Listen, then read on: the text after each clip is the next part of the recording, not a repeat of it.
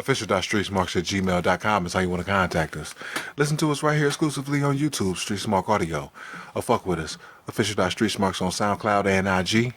Street Smart fan page on Facebook. Street_Smarks on Twitter. This is the Extreme Retro Review for ECW, March 1st, 1994. H-Dub.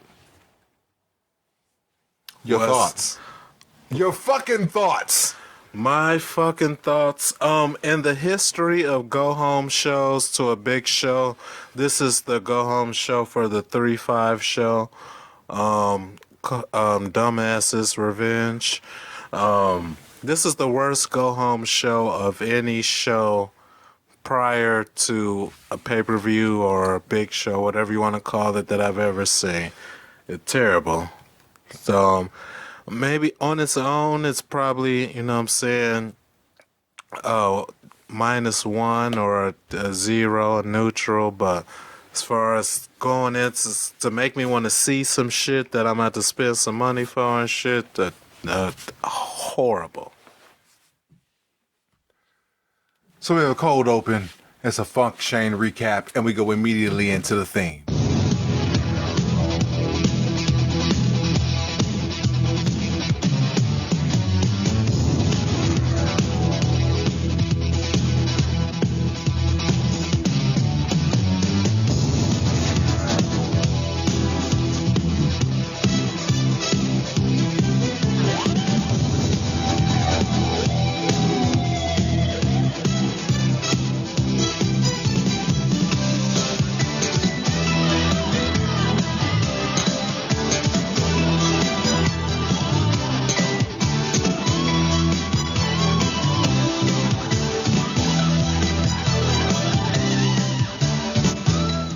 So we got Joey in the Eagle's Nest.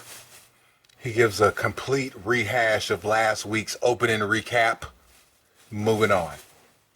We got Jason, the sexiest man on earth, in the shower. Yeah, what the fuck was that all about? And somebody comes up and he's not ready for his interview. Yeah.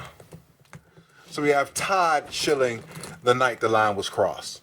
Everything's out of control, and Todd's going to capitalize on it at Funk's Revenge. Why do you get so excited when you say that? Terry Funk is a moron and a degenerate. Excuse me?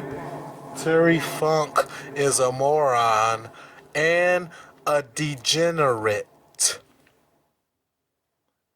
But on March 5th, you understand that he's going to be fighting at Funk's Revenge. Jump under this one. We have a 6-man tag. We got Wild Man Sal, the Goof, and the Putz versus Rockin' Rebel, the Pitbull, and Jimmy Superfly Snuka. On the outside, we got HQR3 and Jason, the sexiest man on earth. Sal has his popcorn. He's throwing it into the crowd. The Goof gets in the face by the Rockin' Rebel. Carver plays Goof and Pero. Come back, hot tag Sal. House of Fire on the Pitbull. Sal and Rebel do some stuff. Cheating distraction combo on Sal. I don't give a fuck about Sal. Rebel's glorious in his element. Joey wants to see the Putz versus Snuka in the ring. I don't know why. It's a mild tag to the Putz. The heels hold Snuka back. Why? I don't know. Yeah, I felt like they didn't want to unleash that Samoan fury. Oh, is that what they were protecting Tommy Dreamer from? Who? Tommy Dreamer. The Putz? Well, some people might not know who the Putz is. So the Putz is Tommy Dreamer. Yeah. The Putz wants it, and the match stops. Putz and Pitbull go at it. Double leg drop on Goof. On Pitbull. Putz into the post. Heat on Putz. Sal come back. Big splash for the win. 1 star. Rebel continues to hold on top of him. Pitbull and Snuka beat up Sal. Rebel decks Sal with some brass knucks. 2 stars. Yeah, that was definitely the best part of the whole segment. Right Baby faces clear the ring. Your thoughts on the match? Yeah, the end part where Balomo got his ass whipped for a little bit was the best part, and then of course Cairo and the other nigga had to fuck it up and shit. But other than that, it was without that part, it would have been like screw this match and screw these guys. You know what I'm saying? I got it. So we got Matty in the house. Oh boy. He's backstage. He's with a flustered Jason. Yeah, I'd be flustered too if Maddie was in my house.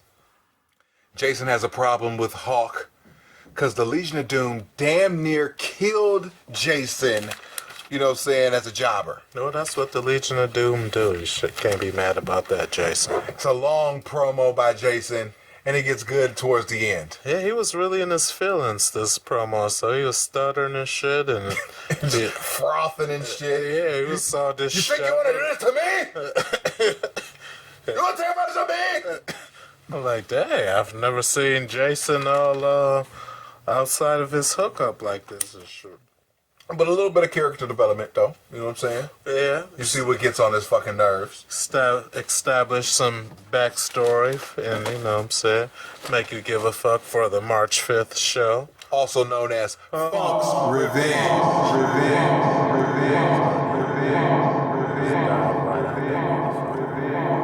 So we have a lead in from Joey talking about the Bruise Brothers doing a number on, oh no, not the Bruise Brothers, the Bad Breed doing a number on Sabu for Funk. Moving on. So we have Sabu and 911 versus the Bad Breed. Absolute terrible match. 911 can't work at all, so he holds Axel in the corner. Yeah. Sabu does some sloppy stuff with Ian on the outside. 911 chokes the Bad Breed for the DQ. Yeah. Negative infinity.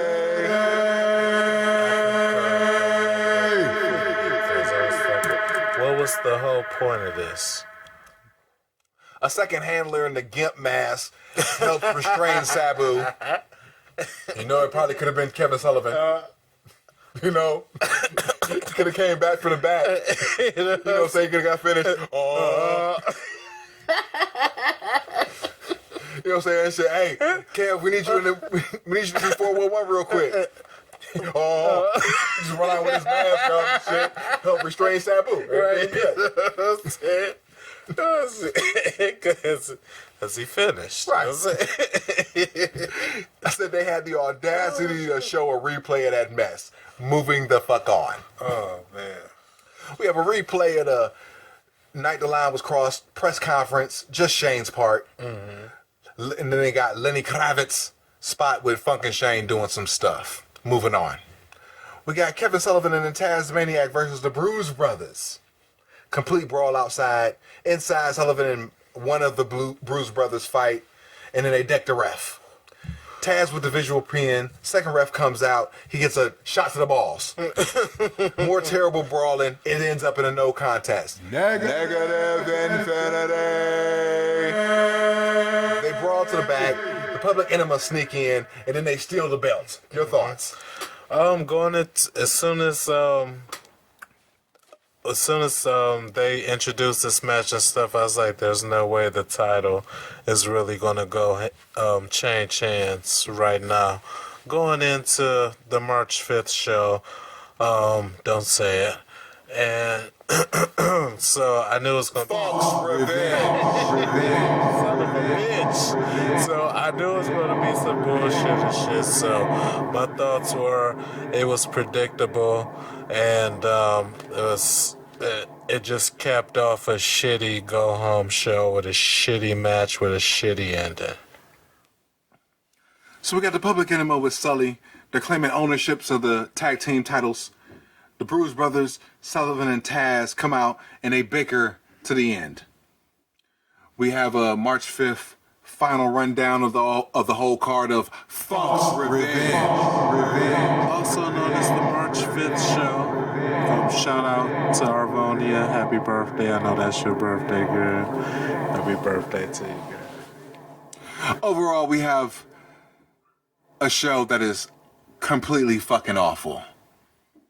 And we continue on the trail of suck. H-Dub. But there's a light. A momentary light in this tunnel of suck that we're going through. Okay, I'm always down. I'm going to tell you what it is. Okay, what is it? We don't actually get to see Funk's revenge. So, wait a minute. You have been saying with your chest stuck out, Funk's revenge, with all your heart and soul and shit for the last 2 shows with such conviction and with such purpose. And you mean to look at me and tell me that we are not going to see the March 5th show, also known Funk's Revenge? Is that what you're telling me? Unfortunately, we will not be seeing Funk's revenge. This is so ECW has done it to me yet again. This is why Eddie Gilbert left. For those who don't know, Eddie Gilbert is the leader and founder of Hot Stuff International. He is also known as the King of Philadelphia. He is Hot Stuff Eddie Gilbert, and he is the reason why I call myself Hot Stuff Hollywood. I was just Hollywood the Great One, but now I'm Hot Stuff Hollywood the Great One because of our leader and founder and legendary wrestler. And I just can't believe that once again ECW. So first they let Eddie go. And then ever since that happened, it's just been like watching a turd spin in a spiral going down a toilet bowl. This is what reviewing these shows has been like since Eddie has been gone. And every time I try to find a light at the end of the motherfucking tunnel, guess what? After review shows leading into a big show that I'm not even going to see, which means I'm not even going to get the fucking payoff. So you know how frustrating that is? It's like masturbating without busting. It's like just sit up here like, oh shoot, it's bad enough you're masturbating because you masturbate either because either you can't get to the poonie you want when you want how you want it, or No homo. yeah, well shoot, I'm staying. We got 69 subscribers, so shoot. I was just gonna say it'll be like, all right, you saying it's masturbating without coming, so it'll be like, oh, in reverse.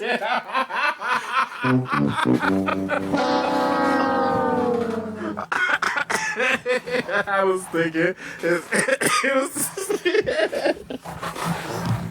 so it'll be all of that without the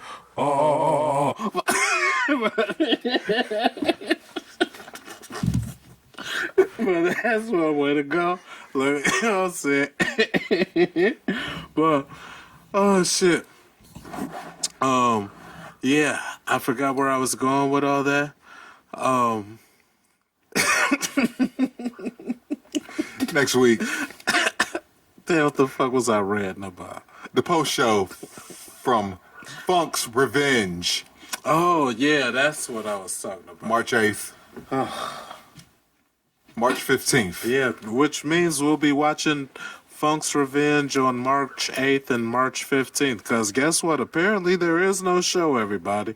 So all this, but you've been listening to Fuj talking about Funk's Revenge. Funk's Revenge. Now, we won't be reviewing the show. We'll be reviewing the highlights of the show. So look forward to that, everybody. You ever have a dub of a cassette tape? You know how awesome that sounds? Yeah, you can't wait. Go ahead and tell your friends. All your 69 of your friends, go ahead and tell a few more of your friends. We're about to do a dub of a dub, everybody. Thank you, ECW, and thank you, Fuj.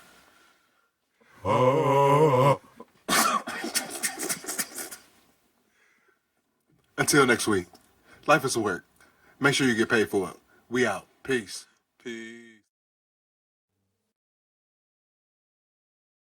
Official.streetsmarks@gmail.com is how you want to contact us.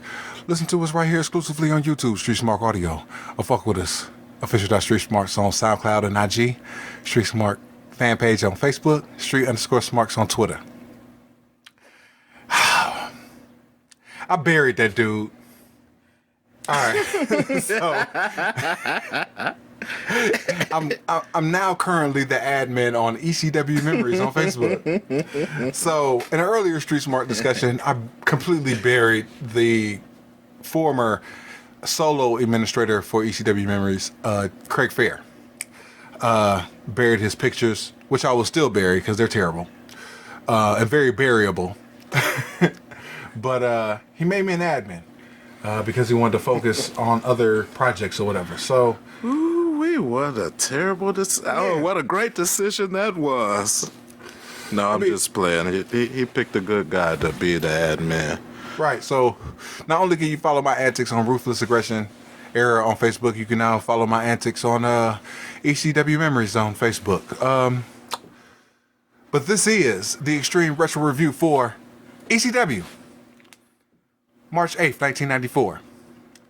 H-Dub. What's happening? What were your thoughts on this show? Man, you know, it felt like this show just breezed by. You know what I'm saying? Like, I was watching it, and then it seemed like I looked up and it was over. You know what I'm saying? So, it's, nothing really seemed all that memorable about it. So, you know, it's all right, I guess. I want to highlight that my partner in crime did not actually watch the show because of the botched threesome and of the just piss poor time management. I would like to highlight that is not true because I left straight from the Browns Stadium. Well, no, technically from Tower City because that's where my car was parked. I left straight from Tower City and came over here and watched the shows with you. Thank you very much. I also want to highlight that he didn't really get to watch the shows because he was telling me about his weekend excursions, which led to the piss poor time management of 2 hours to properly review this show. So he got cliff notes from me, and he will continue to sit back and do nothing as I recount the next episode of ECW. So this is why you wanted me to come over, because I said I was about to go somewhere and watch the shows. I was gonna be a little bit late. He's like, come over and watch them in my house. I was like, oh, you know what? That's an awesome idea. Get to hang out with my favorite co-hosts and, you know what I'm saying, watch the shows together and then go straight into the review fresh. Wonderful.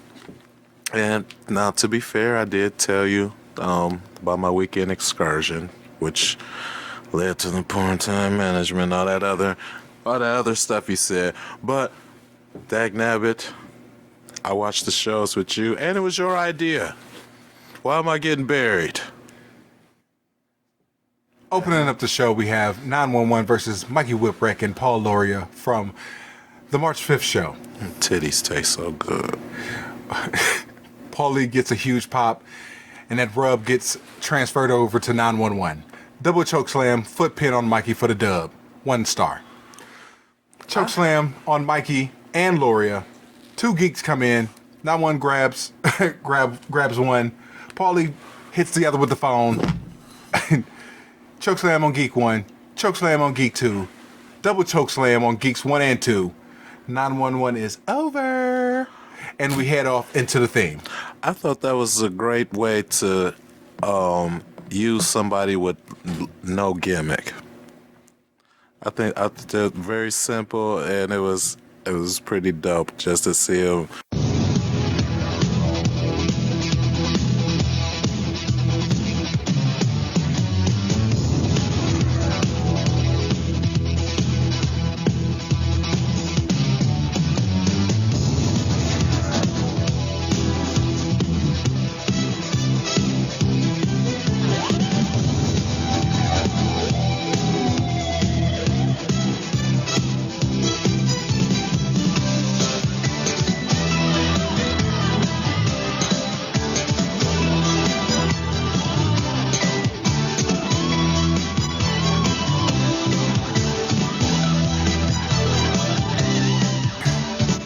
Joey throws it in our face that we missed Funk's revenge.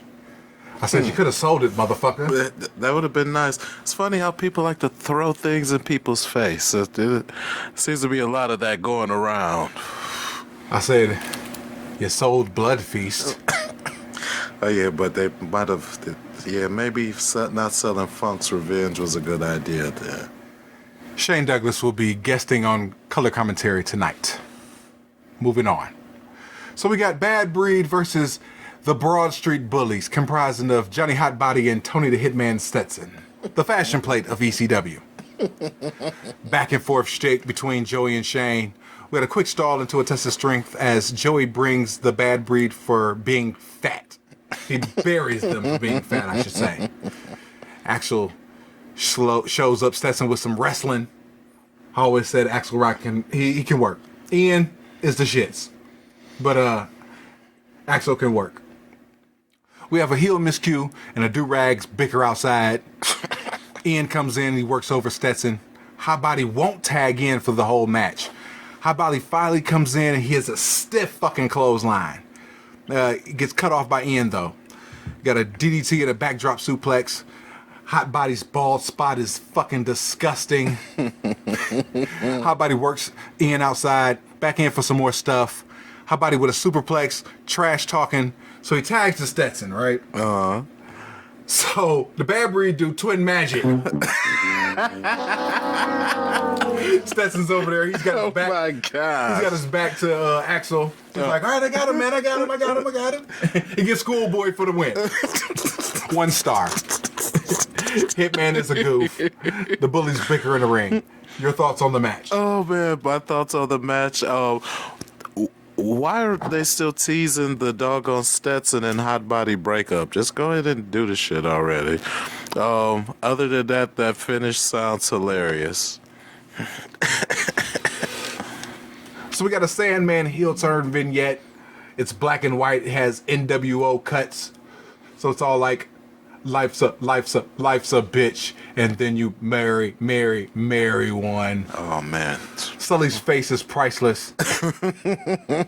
They tried to make Peaches attractive. Oh, my. Talk about exercise and futility. Set to a Lenny Kravitz song. We got Sandman versus Chad Austin in a black and white backdrop. Sandman comes out. He has no shirt on. Oh, no. He has a towel around his neck. He beats Austin in 9 seconds with an elevated DDT. Continues the beating. Peaches comes in. Sandman keeps going with the beating. Captain Save-A-Ho Cairo comes in and he gets beat up too. Your thoughts? Good job, Sandman. Oh, so the Sandman heel turn is in full swing. Absolutely. Oh, awesome sauce. I'm loving the sound of that. Hopefully you watch the sound of that too when you watch the show. Oh man, this is gonna sting. 12/28/93. We got the Bruise Brothers versus the Shah and some redhead geek that didn't even mention. He gets beat to obliterate. Shah never gets in the ring. Double boot to the geek for the win. Dud. Then they get beat up to the back. Oh, nice. The fucking Bruise Brothers had their arms taped up so you couldn't see their SS tattoo. Yeah, I saw that. You finally saw it, huh? No, I watched it with you, along with the rest of the show. Even though some of it was on mute, some of it was fast forwarded through. Right. So we got the Public Enema versus Sullivan and Taz for the tag team titles. Public Enema. We got a brawl to start. It's no DQ. Sullivan with the timekeeper's hammer. He's trying to hit the Public Enemy in the balls. Joey says, it's hammer time. Bruise Brothers run in. Sullivan starts to slam Rocco. One of the Bruise Brothers boots Sullivan. Rocco gets the win. New champs. Negative infinity. Hey, in 1994, though, that hammer time joke was probably hilarious. That hammer time joke would have been nice in 1990. By 1994, he was doing pumps in the bump. Pumps in the bump. Oh, no. We like the girls with the pumps in the bump. Have you ever seen the pumps in the bump video? I have seen the pumps in the bump This video. nigga had a G-string on Dicks everywhere. Yeah, don't remind. And some motherfucking combat boots. Yeah, don't. Just dancing. That nigga was more naked than the bitches. Yeah. The bitches didn't have on nothing. I was grossed out the whole time. I was like 13, like, damn, I can't see this nigga's dick is everywhere. God damn, nigga. Pumps in a bump. Fuck out of here. Yeah. Then they made a remix video because the motherfucking first video was rated mature. You know what I'm saying? So they made like a hardcore video with this nigga and all Atlanta Falcons gear and shit. You know what I'm saying? And that like started the Atlanta Falcons like fashion trend. Oh, he put Swear to shit. He was the first motherfucker. Because Dion, he was about to leave Atlanta to go to San Francisco or Dallas or whatever. You know what I'm saying? But that was like the height of his Atlanta, you know what I'm saying, popularity, wearing the red and black and shit. And Hammer, you know, copied off that shit. So you got Deion Sanders in the motherfucking video. And they all doing a Deion Sanders dance and shit. You know what I'm saying? Goofy fucking dance Deion used to do in the motherfucking end zone. Right. Yeah. Goddamn. Pumps in a bump. No. Thanks for taking us back to that one, Fuj. Moving on. Yeah, yes, please. So Sullivan has to become the Taskmaster at some point. He has some good matches with Foley in '94 in WCW before Hogan comes in. Oh, shoot. Taz didn't like the face paint. Looks like this team is about done. Taz covers his eyes and falls to the mat. Woman just slaps him like 5 times. I think the Kevgasm is about to be transferred to Taz. Oh, so we can start having some Tazgasms. The Tazgasms. Look at him and gets beat to the back. What? Moving on. So we got a replay of the finish. Oh, shoot. Sully's in the back of the arena. Public Enemy takes off in a Bonneville. Nice. Right. I said, shit, it's on the Bonneville? Shit, that's what's up. 94, 93, Bonneville and shit. Oh, I used to with the wide back and shit. That was a cool ass car. I used to want one. They got Sullivan and Taz for a nonsensical promo. Then Hugh Moore shows up as Crash the Terminator. Oh. He flexes, screams in the camera a lot. It made no sense. Moving on. We have a Hulk vignette set to Iron Man. Conversely, we have a Pitbull vignette set to Roughneck. Oh. Them two fighting at the main event tonight. Oh, shoot. It's about to get real. Moving on. We have a Matty in the House spot. Oh, boy. It's for the March 26th show at Valley Forge. It is labeled Ultimate Jeopardy. Shane, Mr. Hughes, and the Public Enemy versus Terry Funk, Tasmaniac, Kevin Sullivan, and Hawk. It's a steel cage match with weapons. This is the main event. Okay. It's going to be a second steel cage match between Snuka and the Putz. It's more shilling between Putz and Snuka. It's another package between those two. We have a Shane Funk package set to some Lenny Kravitz. Holy fucking stips, Hollywood. If Shane loses, he gets his head shaved. If Funk loses, he loses the title. If Public Enemy loses the titles, they'll leave ECW. Oh, wow. Sullivan and Taz have to split up. Mr. Hughes loses, and Jason gets in the cage with the winners for 5 minutes. And if Hawk loses, he has to give up the Road Warrior title. Come into the ring. Hawk. Who? Come into the ring. The Street Vigilante. Hawk. Oh, now that does sound that sounds better than just Naked Hawk. That's for sure. Pause. Yeah. Oh yeah. No homo. Naked Hawk after the botched threesome. I gotta worry about your son. Oh gosh. Boom boom boom boom. Hollywood knows. So in the main event, we got Jason, the sexiest man on earth. He's accompanying Pitbull in his versus the Street Vigilante Hawk. He's coming to dispense some justice. Hawk with the shine early. Pitbull gets some offense in. Come back. Flying coastline for the squash. 1 star. Naturally. Jason tries to get some kicks. They get no sold. Hawk ain't playing. Jason gets press slammed onto the pit bull. Public Enemy run in. Shane leaves for the ring because he was on color. Sullivan and Tad goes after the Public Enema. We have a Shane run in. Funk brings in a ladder and fights with Shane up the aisle. Rocco yells, "Shut up!" And they cut to the Ultimate Jeopardy bumper to end the show. Why does Terry Funk even have to get involved with what Shane Douglas is doing? Well, they're feuding. I get that, but when Shane did the run in, he wasn't bothering Terry Funk. What part of their feuding don't you understand? I get that. You would get it even more if you watched the show. I get that they're feuding, but Terry Funk needs to mind his business and wait till the match before he has anything to do with Shane Douglas, is all I'm saying. I don't honor the opinions of anybody who hasn't really watched the show. Overall, I said the show starts out hot, but it fizzles to a finish. Thumbs in the middle. You don't really need to watch it. Your thoughts, Hollywood.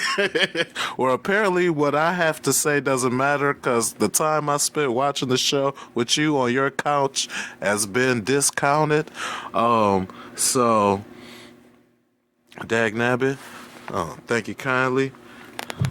My thoughts on the show, I gave my thoughts on the show when we first opened up. Next week, March 15th, 1994. When we come back, we out. Peace. Peace. And shit. So, they had brought a case of pop to chase with the motherfucking liquor they brought. So I don't, you know what I'm saying, I don't drink pop and shit, so carried the shit down to the car and shit. Bitch gave me a long ass hug and shit. So there, I'm confused again. Like, what the fuck? In my head, I'm like, what the fuck is you? You want to hug me all close now and long and shit now and shit? And you just kept that. A minute ago, you just trying to get me up off your ass and shit. Official.streetsmarks@gmail.com is how you want to contact us. Listen to us right here exclusively on YouTube, Street Smart Audio, or fuck with us. Official.streetsmarks on SoundCloud and IG. Street Smart fan page on Facebook, Street_Smarks on Twitter, or you can follow my antics as the administrator of ECW Memories at Facebook. This is the Extreme Retro Review for ECW, March 15th, 1994. We continue the trail of suck. Hollywood, what are your thoughts on this show? My thoughts on this show is this show is awesome, and it's for one particular reason. And when that reason comes up, I want to tell you this is the reason why I thought this show was awesome. So we have a cold open. Paul Lee hypes Sabu versus Taz for the TV title. Come on, somebody. And he throws a dated reference that I don't care to look up. And we go into the theme.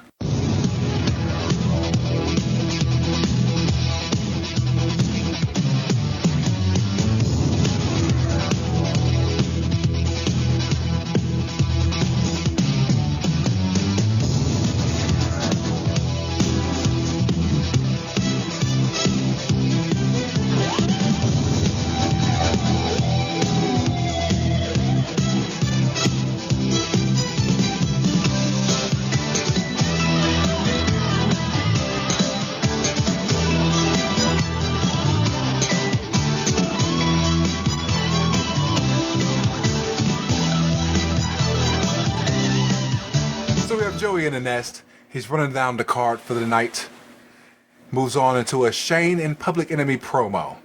Shane's gonna earn Funk's respect the old-fashioned way by beating him. That's right. It's kind of babyface, but clearly a heel.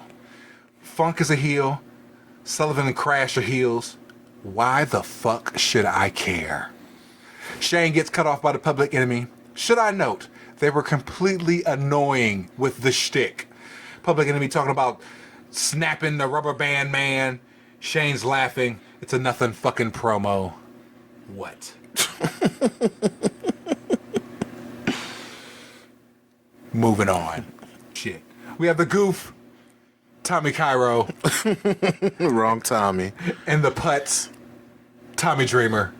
There we go. Versus Sandman and Jimmy Superfly Snuka. With Hunter Q. Roberts III.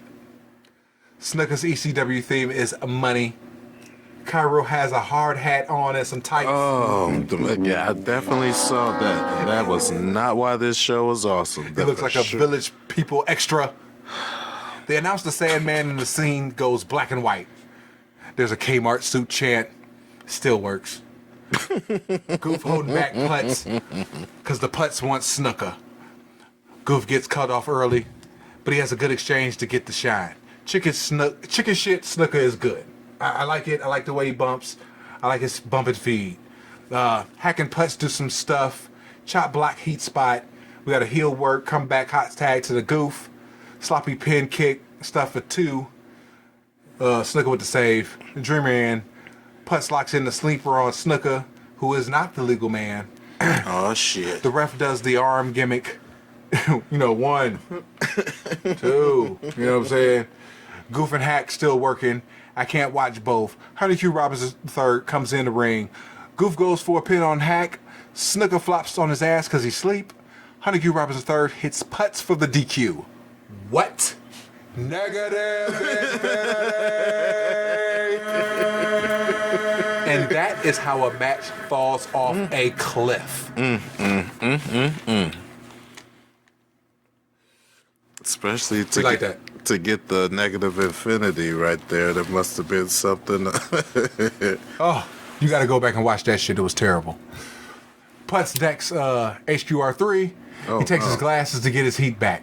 Obviously, Tommy Dreamer did not get it at this point in time in his career.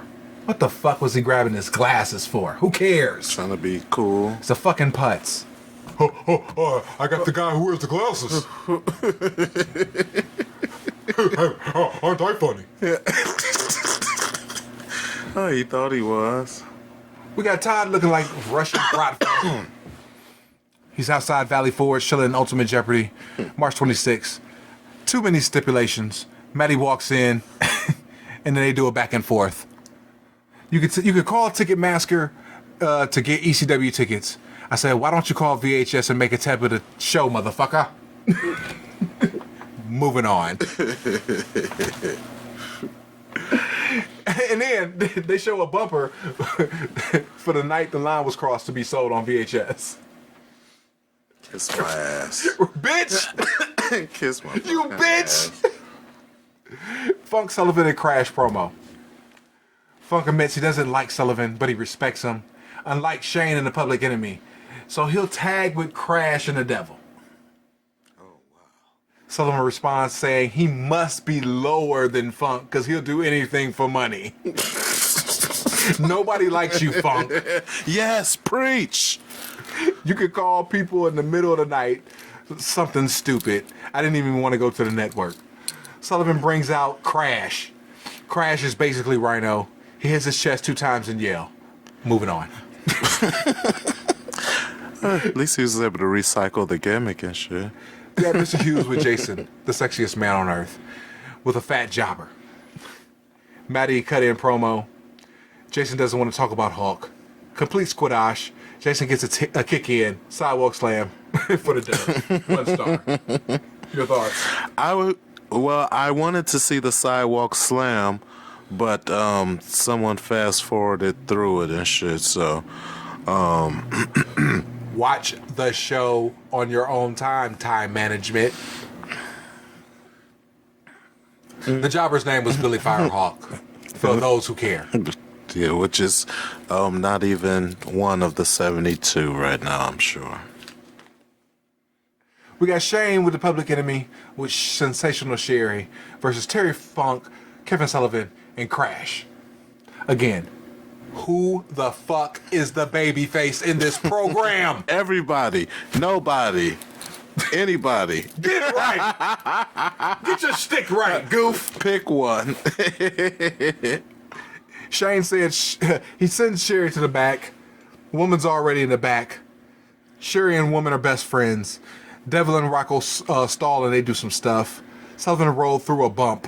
Holy shit, is Crash limited. He is so green in this match. He does a slam, and he does a moonsault, and he hits like a head salt. It was terrible. Mr. Aggressive Trainer, Mr. Hugh Morris is Green as fuck. green as a baby or baby shit. On regional TV, basically. So he's green as goose shit, doing these botchy ass spots, and has the nerve to fucking talk shit. Somebody must have been chewing his ass out behind the scenes. Nobody was chewing his ass out because he was Really? brought in with Devil. So it didn't matter. He just needed some guy who could bump around. So nobody said, "Hey, my dude, you need some retraining or sort of a little more practice." No, and shit. but or you're terrible. You suck ass, my But to dude. be the head trainer and to give all these new guys shit and developmental, holy fucking Christ! Wow. What an asshole! What an asshole! And I've never, like, even when he was whatever his stupid Hugh Morris name was. Oh, I guess Hugh Morris. In WCW, like, going back and shit. General Rection. But I watch Nitros and shit, and I like, oh, he on the show. I try to see what's special about this dude. Nothing. Yeah. I'm like, He should have been fucking better than what he became. like, who the fuck do you think you are? This motherfucker is 300 pounds doing perfect fucking Kurt Angle-esque moonsaults. Why did you not have a clue earlier? And you were brought in by Kevin Sullivan. Why did you not have a clue? And why do you have the temerity to shit on these new guys in developmental? I would just be like, dude, did you see yourself on fucking ECW in 94 as Crash? Dude, you were greener than my weed, bitch. Like, Crash, you giving me shit? We got a tag with Funk. He does a beautiful pile driver for 2. More stuff with grunge. Mediocre pile driver. Did you watch it? Distraction leads to a pile driver outside by Shane on Funk. Yes, I did. We get a jailbird chant. The mics are turned up. I hear Shane in the corner giving out spots. Johnny Grunge with a pile driver for 2. They've been working this fucking pile driver shit for like 3 minutes straight. They're working the neck. Shane's in. Cheating distraction combo. Sullivan just throws a chair. Shane was another pile driver for 2. Come back with a slugfest. All 6 guys are fighting. Sullivan with a pile driver again for the win. Oh, this one's took. It was like an American version of a strong style match. It just kept hitting the same fucking move over and over and over. But I got it, so it made sense, but it was terrible. So, Sounds like a fun kind of terrible. yeah, it wasn't negative infinity, but it was like, it was cool, it was a dud. If you like pile drivers, you'll love this match. Right? They keep fighting. Any more pile drivers after that, or? Well, if you watch the show, you Oh, find you out. son of a bitch! So we got Joey with Maddie, Shilling Ultimate Jeopardy, and March 26th. I have renamed this. Thank God. Maddie's annoying. Moving on. Yeah, I'm with that. So TV title match main event: Yes. Sabu with Paul Lee Come on, somebody. versus Taz with woman in his corner. We come back from commercial with Taz beating Sabu with a pipe, while Sabu still chained up. They brawl outside quick, and then in the ring. Taz outside in the crowd. Sabu with an acai moonsault, belly to belly, inside out. It's all over the place. Slows down into a cross arm. More stuff. Joey wants to call it like a big match, but they ain't over enough. Like, Sabu's over, but Taz ain't really overall like that. So they're popping for the Sabu shit. They're kind of respecting the Taz shit, you know what I'm saying? Because he's throwing motherfuckers around. He's been throwing motherfuckers around for like 6 months now. So it's caught on. Tasmanian suplex machine, whatever have you. They do an electric chair drop spot. It's just high impact moves. Air Sabu with a chair.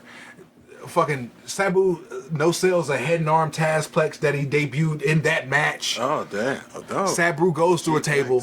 Joey can't even keep up with calling the match. The shit is going so fucking fast. Finish is, Taz gets a phone to the head. Woman and Paul go at it. Sullivan runs in, decks Paul. Sabu caught up top with a half Nelson superplex for the dub. 1-star match still. New champ though. And that is what's awesome. Congratulations to Taz, the new Eastern Championship Wrestling television champion. Sabu's cool and all and stuff, but he's the television champion and he's not defending the TV title on TV. No excuse for that. So something had to be done, and I'm glad to see it. So it's best for business. So we got Joey wrapping up. He's shilling March 26th, also known as They cut to Sabu purposely going through a table, and that's the show. Oh, that's a shame. Overall, terrible. Thumbs down. But you had to get the belt off of Sabu. That's right. So putting it on Taz, who's working week in, week out, now he can be showcased without Kevin Sullivan doing his Kevgasms. They've been transferred to Tazgasms. So hopefully we can get some Yeah. going forward. That's what I wanted to be doing last night. That shit gonna be a reverse. No, you did this shit because you jacked your dick. Look, of course. I mean, shit. Right, you bought your threesome. Yeah, that's an automatic jack your dick. And I had four nice titties that I had access to. 2 pony poons but anyway, that's neither here nor there. Oh, you could have even had her titties out, right? So when Amber came back, you could have been like, I'm looking at her titties. I'm down to see your titties, and then y'all can compare them. You know what I'm saying? That could have been a salvageable moment right there. You know what I'm saying? You got to think fast on your feet, Hollywood. I didn't even realize. I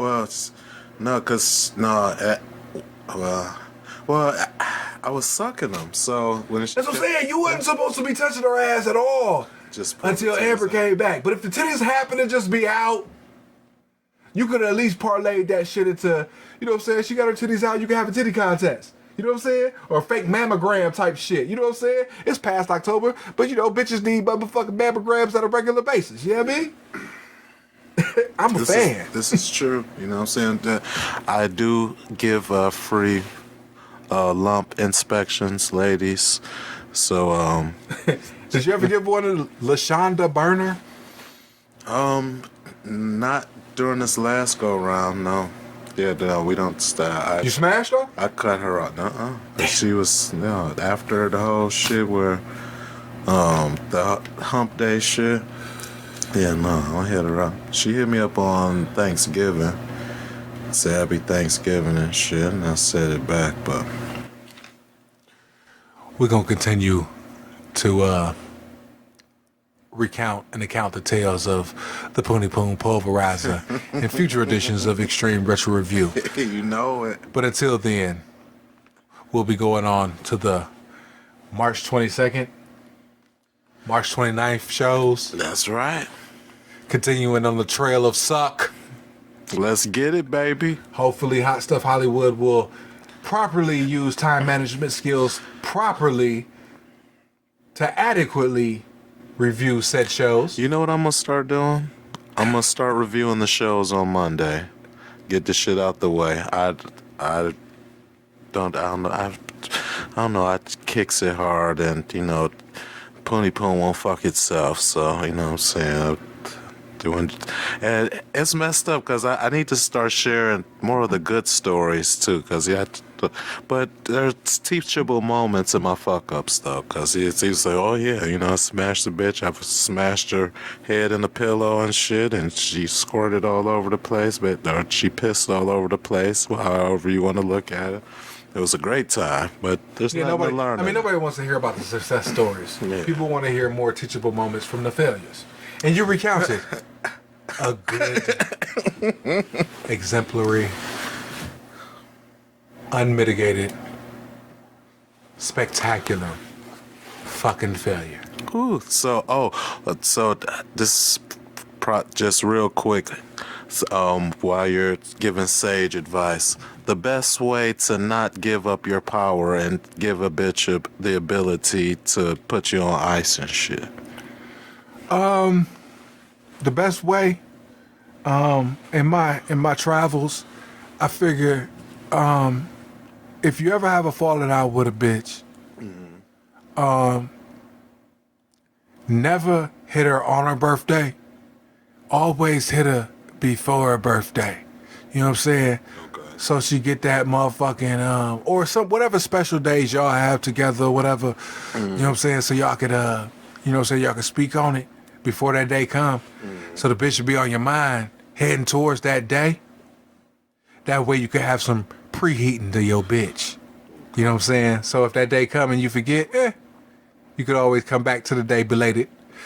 But if you know what I'm saying, if you have proper time management skills, you know what I'm saying, you hit that bitch on that day, you know what I'm saying? I mean, your phone is a motherfucking Palm Pilot, you know what I'm saying? It's a personal data assistant, you know what I'm saying? For sure. You can put these shits in your phone, you know what I'm saying? Remind yourself to speak to this bitch.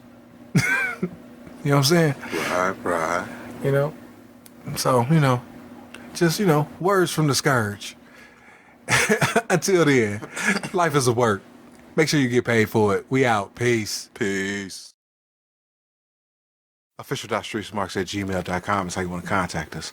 Listen to us right here exclusively on YouTube, Streetsmark Audio. Or fuck with us. Official.streetsmarks on SoundCloud and IG. Street Smart fan page on Facebook, Street_Smarks on Twitter, or catch my antics as the administrator of ECW Memories on Facebook. This is the Extreme Retro Review for ECW, March 22nd, 1994. H-Dub, what are your thoughts of this show? My thoughts are, I thought this was overall a weird show.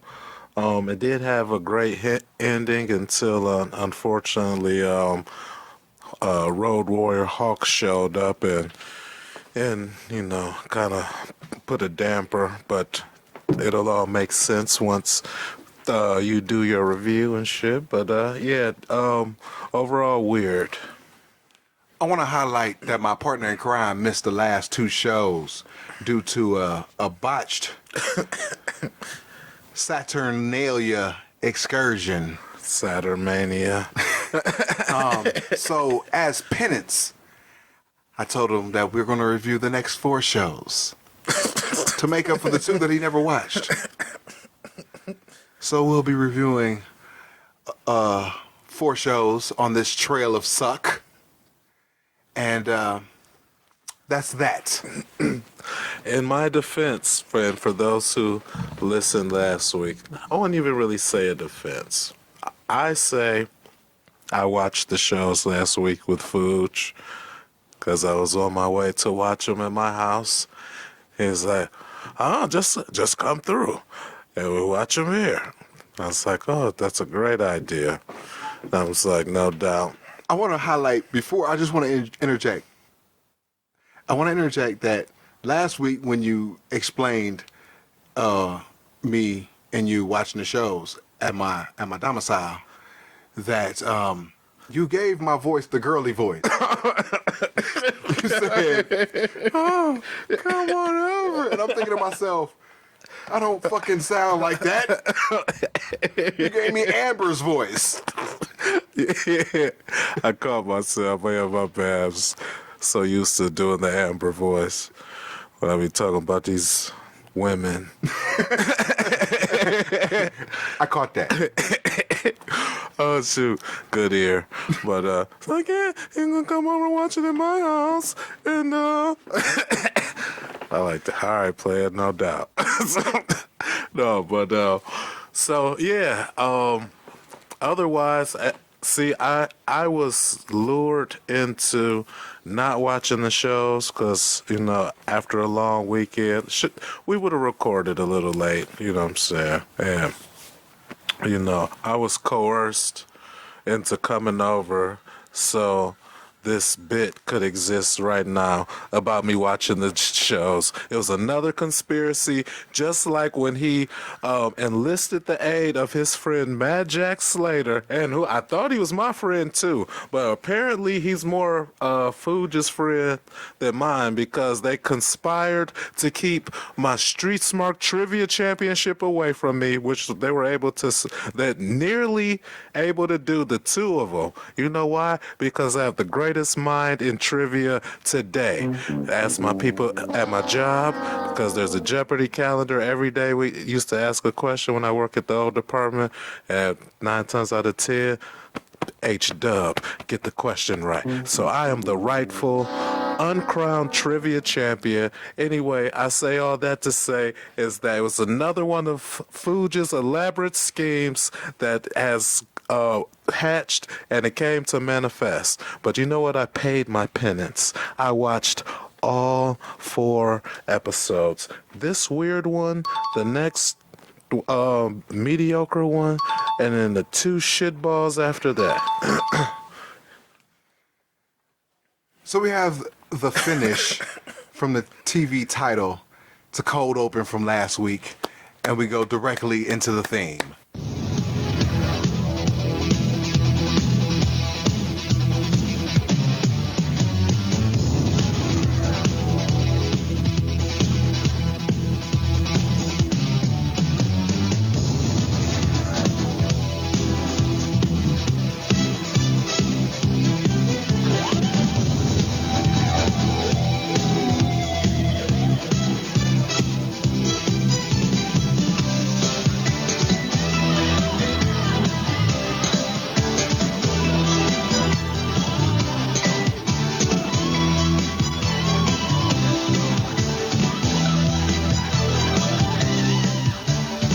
So we got Joey in the nest. He's running down the car for tonight, and he throws at the tide with his ECW hat. He's shilling the March 26th show, also known as Stippo-Mania. It's a go-home promo, so it's long and tedious. Then they do an Iron Man package, and then they hype up the Ultimate Jeopardy show. Moving on. We got a Carver W. Reed commercial with Sherry and Woman. So they're standing back to back, you know what I'm saying? They all got their elegant gowns on. It's like a neck up shot, both of the hoes. And Sherry's like towering over Woman. And they're saying, like I said, Sherry looks blitzed as shit. She goes, "Every time I wear my jewelry, I get it from Carver W. Reed." And then Woman goes, "Every time I get my jewelry, I buy it from Carver W. Reed." Wow. Carver W. Reed. Since 1860. Get your jewelry there or some shit. Oh, I wish I could have seen that. Yeah, it's on the Tape Trader show. Anyway, so we got the Bruise Brothers versus Chris Somebody and Damian Stone. Damian Stone is the eventual future Little Guido. They beat the Job guys into the ring, double boot for the win, dud. Then they beat him back to the back. Your thoughts? Oh, my only thoughts were those poor jobbers. Those poor jobbers. Yeah. I didn't even get Chris's name. They just said Chris something. I didn't even catch it. Anyway, Jobbers. Back to Joey for a Stippo-Mania package. We got a Putt Snooker package. Moving on. Right. We got Joey with Jason, the sexiest man on earth. He's in the nest, and they're talking about the main event at Stippo-Mania. Joey alludes that Mr. Hughes doesn't suffer if he loses, because Jason gets in the cage, and, you know, if the baby faces win, Jason gets in the cage, you know what I'm saying, and Mr. Hughes doesn't do anything, you know what I'm saying? Mm-hmm. So if Mr. Hughes does the job, no big deal, right? Right. Joey asks if their relationship is tight because money talks, and he could take a dive. Jason screams at Joey, and he cuts a money-ish promo, but I couldn't take it all the way serious because of his bright-ass blazer jacket. That shit was like bright yellow-orange. I was like, what the fuck is he saying? You wanna go, man? Oh, man. Yeah, he was very impassioned, though. I said Joey's facials are LOL. He's in the back. fucking making a face every time Jason's talking to the camera and shit. He turns around and bitches up. Especially when he's talking about the possibility of 4 dudes beating his ass and shit. Like, is that what you want to see? Then Joey nodding his head like, hell yeah. So we move on into a package narrated by Jason. It's Rebel and the Pitbull versus the Young Dragons. It's from Jason's highlight reel. It's a sign in the crowd that says Young Drag Queens, LOL. I see that, yeah. Complete squidash. Pitbull does some karate. Then he does a standing butterfly suplex like Scott Steiner. Rebel in with some stuff. Jason's on commentary and he gets hot about the March 26th show. Pitbull kicks one young dragon off the top rope. Mm-hmm. He lands on the table. The table doesn't break. Ouch. Oh, shit. Rebel then climbs down off the apron and then power slams the dude through the table. No. He puts him on the table and elbows him to break it. That's what he did. My bad. That's what tickled me, like, the elbow, like, wait a minute. Rebel, 1994 Sully Heel of the Year nomination. Superbomb for the dub. LOL. 1 star. Then they Superbomb the other geek. And then I bumped it up to a 2. Rebel and Pitbull tag team nomination for 1994 Sully's. Your thoughts on the match? My thoughts on the match was that fucking elbow through the table. But not only that, I was because I was a little feeling good when I did my notes and stuff. But apparently, Y2J Chris Jericho isn't the original Ayatollah of Rock and Roller. Absolutely. Apparently, it is one Rockin' Rebel. Rockin' Rebel is the original Ayatollah of Rock and Roller. So yeah, I was mind blown by that. And, you know, and Jericho came through ECW. They may have crossed paths some way on the independent circuit, so probably swiped it when he got to WCW. Oh, man. Cold-blooded. Hey, he made more money off that shit. Yeah, he did. But still, how Rebel is not the TV champ is criminal. That dude should have been a TV champ, like, last year. Yeah, he's definitely a heel of the year material every year. Yeah, definitely. Hands down. So we got a Taz and JT Smith package. So it's a TV title match tonight. I said, oh my God, the disparity of these performers' packages. Dude. No homo. Dude. So Taz's part is set to Hard Rock, and he's just suplexing motherfuckers on his head. Looking like an animal. You know what I'm saying? He's just dumping motherfuckers. Northern Light suplex. Head and arm Tazplex. Half Nelson suplex. You know what I'm saying? Just suplexing the fuck out of people. And I'm thinking to myself, there is no way possible that they do what I think they're going to do. You saw it coming? Oh my God. This is what I wrote. I said, no, they wouldn't do that. They did. Set to the Rocky theme. On the tape trader show, it's the Rockies music. Oh, so no. It's yeah. I don't know what it was. Some generic inspirational music. It was the Rockies. Okay. Oh no! So the first scene is JT Smith holding his knee. Then he gets thrown off the nest by the Dark Patriot. Recounted by us in an earlier Extreme Retro Review. Goddamn. Copious amounts of shots of his knee getting decimated to obliterate. Then the roll-up, fluke pins. They showed the awesome guardrails shot. Then the fluke pin from that shit. And then it says, can JT beat the odds again? Stay tuned. What for? Why should I even bother to watch this match? They showed this motherfucker holding his knee the entire time or getting his ass whipped the entire time, and then motherfuckers slipping on a banana peel and he's getting a motherfucking 1, 2, 3. So how do you think I'm expecting this match to go? Taz suplexes motherfucker on his head, and then he gets the fluke roll up. That's what I'm expecting. Oh man. Stay tuned. So we got Shane with the Sensational Sherry. versus the sensei, Pat Tanaka. I wasn't paying attention until the heat spot because Pat Tanaka is utterly boring. I watched this show 3 times in preparation. I could not be bothered to watch the beginning of this match every time because it's so boring. Pat Tanaka is boring. He is the most boring wrestler I've ever seen in a singles match. He's definitely up there. There's no... Holy fucking Christ. I couldn't be bothered to tell you a move. Oh, he has that roundhouse kick thing he does. And does he... Look, okay. Most people come out with a singlet. You got Shane. He looks like a wrestler. He got a little fringe on his boots or whatever. A little flare or whatever. Yeah, but he looks like a goddamn wrestler. Pat Tanaka looks like the guy who would buy you beer if you were underage. Yeah.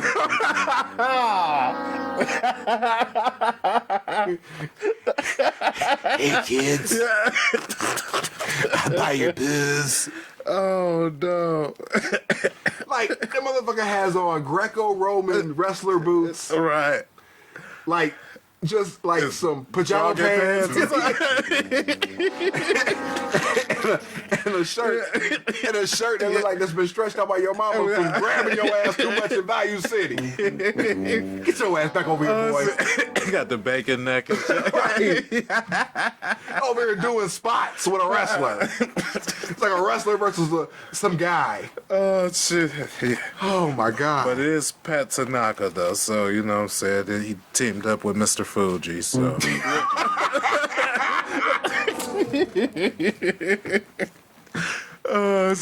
Sherry trips, Shane clothesline. Joey putting over Tanaka is admirable, but in vain. Tanaka came to graciously job. Sherry with a clothesline outside. I gave it an automatic 1 for that spot alone. yeah. Long heat segment. This better end with a chain. Sloppy comeback. Tanaka almost kills Shane with a back body drop. Tiger bomb, but Sherry runs in. Tanaka goes for the power bomb on her. Shane clotheslines his head for the dub. 1 star. Hold on, he didn't just almost try to Batista bomb Sherry. He kicked her in the coochie. I Or tried to. I said that straight. Man style. Right after he was done with Shane and shit. But anyway, I just thought that was interesting. Like, damn. Something was said after the match. I didn't pay attention. I said, always go with your gut. Moving on. So we got a Goof Cairo package with Sandman hyping their match on 26. Moving on. So I got a question about Cairo and Sandman. Were they really best friends, or was that just something they were saying for the storyline and shit? Did you not see any of the promo packages where Cairo was at Sandman's wedding? So I saw like a 3-second clip where Sandman was standing up there and there was a dude next to him, but I wasn't sure if that was Tommy Cairo or not. Yeah, that was Cairo. Oh, it was? Yeah. They're friends. Oh, they trained okay. together. Oh, okay. Yeah, That is so- legit. Oh, so it makes sense. It's legit. They'll do some business together and shit. Moving on. We got a 911 package. He's coming. Phrasing. Chokeslam Orama is set to terrible rock music. Moving on. So in the main event, we got a TV title match. JT Smith versus the Tasmaniac with Woman. Crowd chants for JT, but Taz starts early. Joey's burying him. We got a belly to Bailey for 2. JT with a comeback, but it's scary. The Public Enemy come down. They harass Woman. JT with a double noggin. Taz just suplexes in, but JT cradles for the dub. Dud. New champ. Everybody from the 326 brawl. Anybody from the 326 main event brawl in the arena into the show. Hawk does some stuff while Iron Man plays. The babyfaces clear the ring. Babyface Kevin Sullivan. Weird. That was weird. March 26th, final shield. Overall, JT Smith still eating out here. Otherwise, That's right. Otherwise, terrible show. I just want to add my 2 little thoughts. Right. right quick. First of all, even though I'm always glad to see JT Smith eating out here, it was the ultimate simp move of him trying to protect women from the public enemy. Luckily, it worked out in his favor, but you had a classic case of a nigga trying to protect a bitch of a nigga that he getting his ass kicked by the nigga she with. You know what I'm saying? So yeah, I'm gonna stop beating his ass to protect his bitch and shit from two other motherfuckers. So that is the ultimate simp move. Don't ever do that in real life, ladies and gentlemen. That's stupid. Anyway, then I was glad to see JT win and shit, you know what I'm saying? Because I have always been an advocate for JT eating out here. That's where that comes from, you know what I'm saying? So, anyway, they tried to do their best to make you give a fuck about this match with the package and shit, and showing JT Smith looking like he just knows how to take a hell of a beating and shit. He wins the match and shit, and then like there's like literally nothing, like, you know what I'm saying? There's like he gets the title and rolls out the ring and shit. Then it's Sullivan and Taz and Public Enemy again and shit. Complete afterthought. Like what? Like what type of shit is that? So yeah, that kind of irked me a little bit, but hey, at the end of the day, don't none of that shit pay the bills or put food on the plate. And you can't eat out here without food on your plate. Come on, somebody. When we come back next week, the March 29th show, we out. Peace. Peace. Official.streetsmarks@gmail.com. That's how you want to contact us. Listen to us right here exclusively on YouTube, Street Smart Audio. Or fuck with us. Official.streetsmarks on SoundCloud and IG. Street Smart fan page on Facebook. Street_Smarks on Twitter. Or catch my antics as the administrator of ECW Memories on Facebook. This is the Extreme Retro Review for ECW, March 29th, 1994. H-Dub, your thoughts of this show? Celebrate good times, come on. Dun, dun. It's a celebration.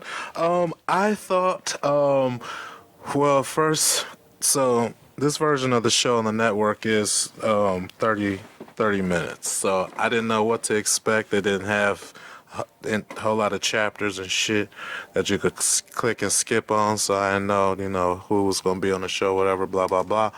But we got some great ass news once they started talking about the previous big show that was before that, and an evil fog has been lifted above the ECW. Fuj is gonna have the pleasure of elaborating further later in the review. Other than that, outside of the announcement of the Scourge, pun intended, being lifted from the ECW, outside of that, anything with Shane Douglas, I would recommend watching, and skip the rest. So as we continue the trail of suck, this is the Ultimate Jeopardy clips as a cold open. They go over all the stipulations again from Stipomania. Stipomania, that's what we're calling it. With all the action. And Shane Douglas, the franchise, is the new champion. Yes! That's it. The evil reign of Terry Funk has come to an end. Shane Douglas has rescued us from the depths of despair, and he has rid us of the reign of funk. Thank you, Shane Douglas. Finally, everyone, we could step outside again and we could breathe the fresh air.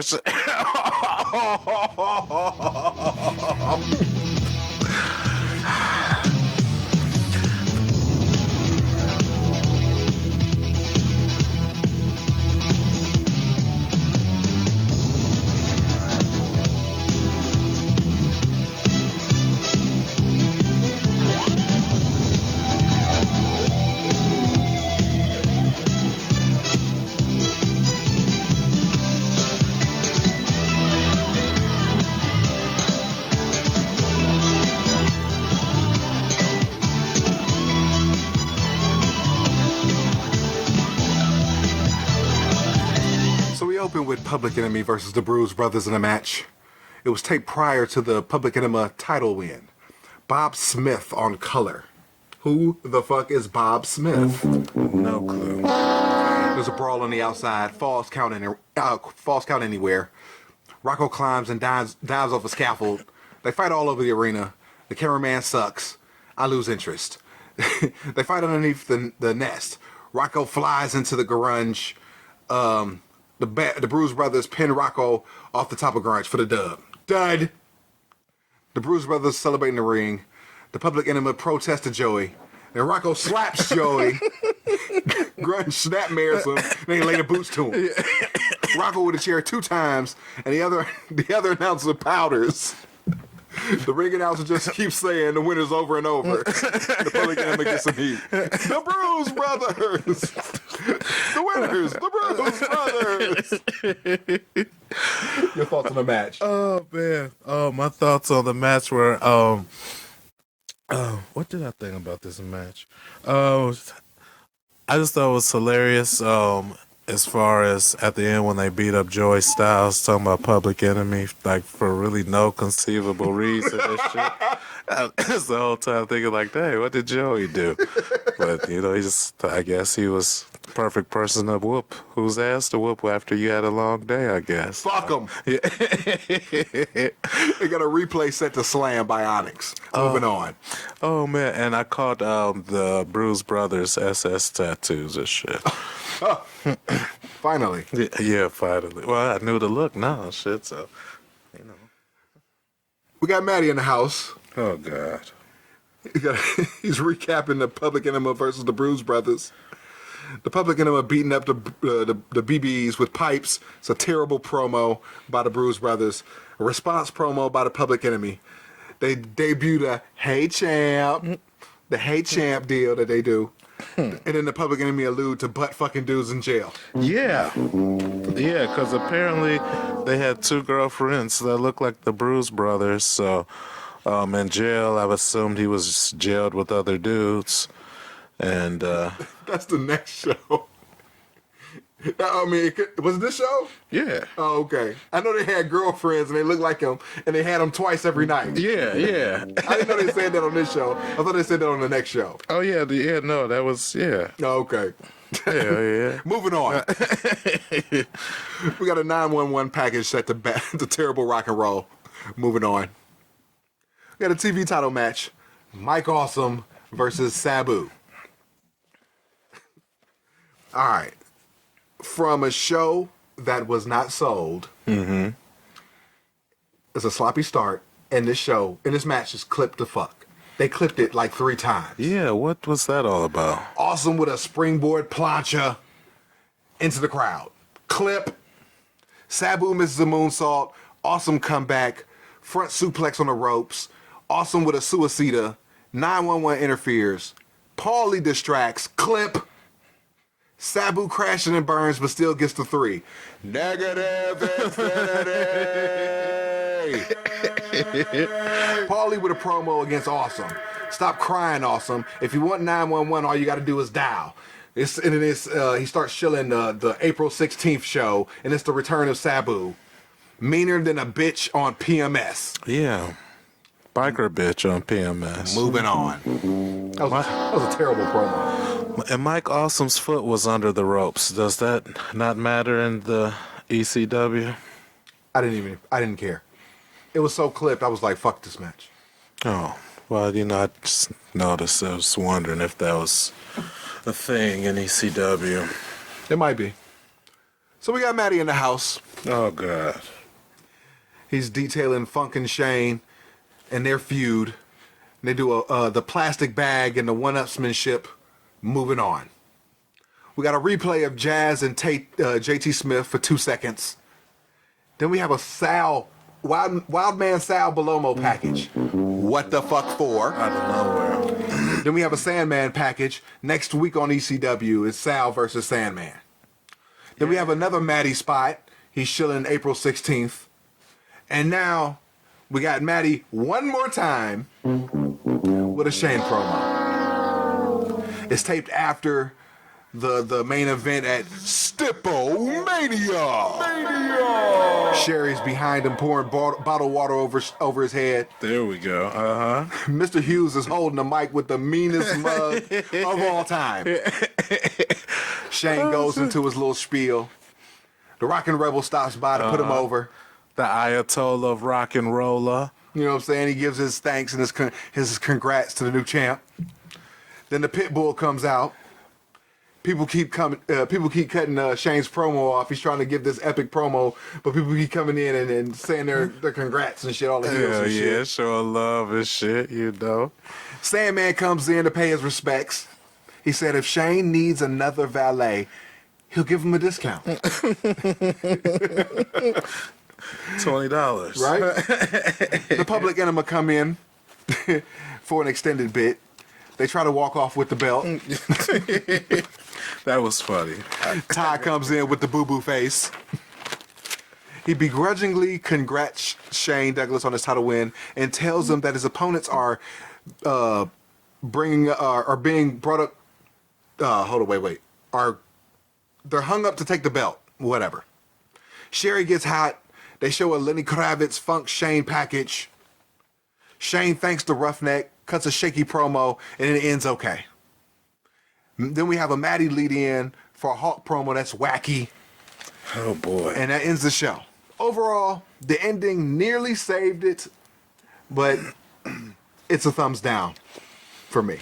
Oh, man. Terrible show. You know what? I at first wanted to be negative about this show, because outside of that really is nothing going on. But when you think about it, represents a new, brighter day in ECW, a day without Terry Funk as its champion. It just goes to show that something like that is a very important cultural and societal significance. You know what I'm saying? Because Terry Funk was allowed to run amok for so long, and being able to just do whatever he just felt like being stupid and doing. I'm Terry Funk, and if I just want to lure poor JT Smith into being his mentor, and so I can just stab him in the back later, that's just what I'm gonna do. And that's just what he did. And I've done it time and time before. We went through all his list of transgressions, but that day is over with. And it was this show. It was this show, because you couldn't see the other show. It wasn't on the pay-per-view, so you had to buy the tape, or trade the tape. You know what I'm saying, to be able to see the show. So this is the one that matters, and because it matters, and because it put such a big smile on my face and such a warm feeling in my heart, I'm going to give this show 2 thumbs up for the ending. I just changed my mind, because that's why. Next week, the anniversary show. April 5th, 1994. We out. Peace. Peace.